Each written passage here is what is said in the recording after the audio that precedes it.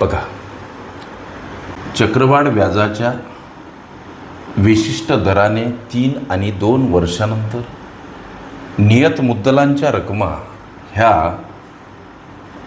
21व्या गुणोत्तरात आहेत. तर व्याजदर किती?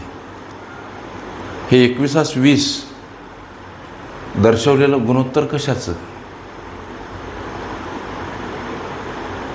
नियत मुद्दलांच्या ह्या रकमा, म्हणजे हे जे गुणोत्तर आहे हे राशींचं गुणोत्तर आहे. जी काही नियत मुद्दल असेल त्या मुद्दलीचं रूपांतर राशीमध्ये आणि त्या राशींचं हे गुणोत्तर आहे. चक्रवाढ व्याजाच्या विशिष्ट दराने 3 आणि 2 वर्षानंतरच्या नियत मुद्दलांच्या या रकमा नसून राशींचं गुणोत्तर आहे. गोष्ट लक्षात घ्या. अशा पद्धतीचे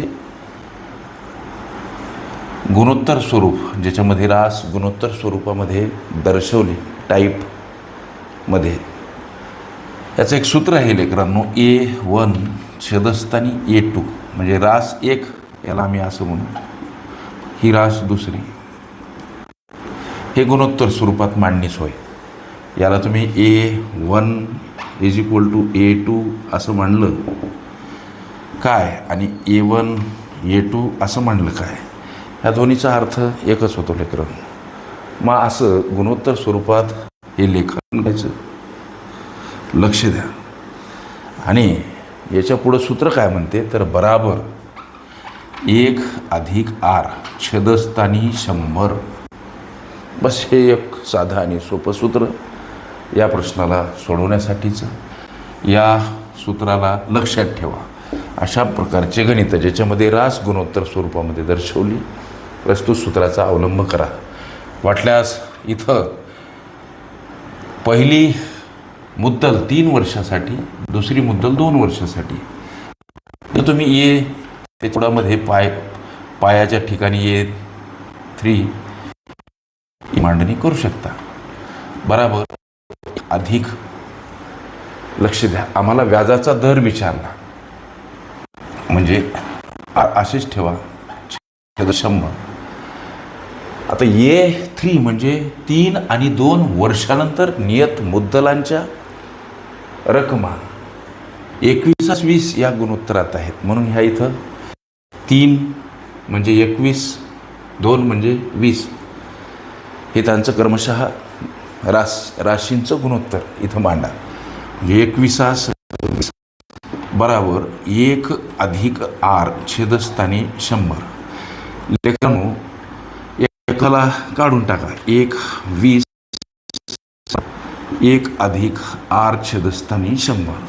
तुम्हाला सगळ्यांना माहीत आहे, संख्या परस्पर विरुद्ध बाजूने जाताना एखाद्या पदासोबत अधिक असेल वजा स्वरूपात, वजा असेल अधिक स्वरूपात, गुणिला असेल भागिला, भागिला असेल गुणिला, अंशस्थानी असेल छेदस्थानी, छेदस्थानी असेल अंशस्थानी दर्शवावी लागते. हे झाले इकडं R छेदस्थानी 100. आता इकडं ह्या बाजूला हा बनला लेकरांनो पूर्णांकयुक्त अपूर्णांक. याचं अंशाधिक रूपांतरण करायचं म्हणजे छेदाने पूर्णांकाला गुणा, वजा असेल अंश वजा करा, अधिक असेल अंश मिळवा, छेदस्थानी छेद जसाच्या तसा मांडा. म्हणजे 21/20 हे अंश वजा छेदस्थानी छेद जसाच्या तसा. इकडं R/100 अंशातील वजाबाकी 1 छेदस्थानी 20 बराबर R छेदस्थानी 100. गणित इथपर्यंत लक्षात आलं असेल तर पुढं पावलं वळती करू. 1 छेदस्थानी 20 बराबर R छेदस्थानी 100. संख्या परस्पर विरुद्ध बाजूने जाताना छेदस्थानी असेल अंशस्थानी मांडावी लागते आणि ती सुद्धा गुणिला स्वरूपात, म्हणजे 100 छेदस्थानी असलेले अंशस्थानी. 1 आणि 100 यांचा गुणाकार लेकरांनो 100 छेदस्थानी 20. समोर हा R म्हणजेच रेट ऑफ इंटरेस्ट. हा भाग गेला 5 म्हणजे 5%. हे तुमच्या प्रश्नाचं उत्तर. तर प्रस्तुत व्यवहारातील व्याजदर किती हा जो प्रश्न आहे त्याचं उत्तर लेकरांनो 5%. ओके. व्याजदर काढणे ही माझी प्लेलिस्ट अवश्य बघा. त्यामध्ये विविध स्पर्धकांनी विविध अंगांनी विचारल्या संभाव्य अशा असंख्य प्रश्नांचा सराव तुम्हाला करता येईल.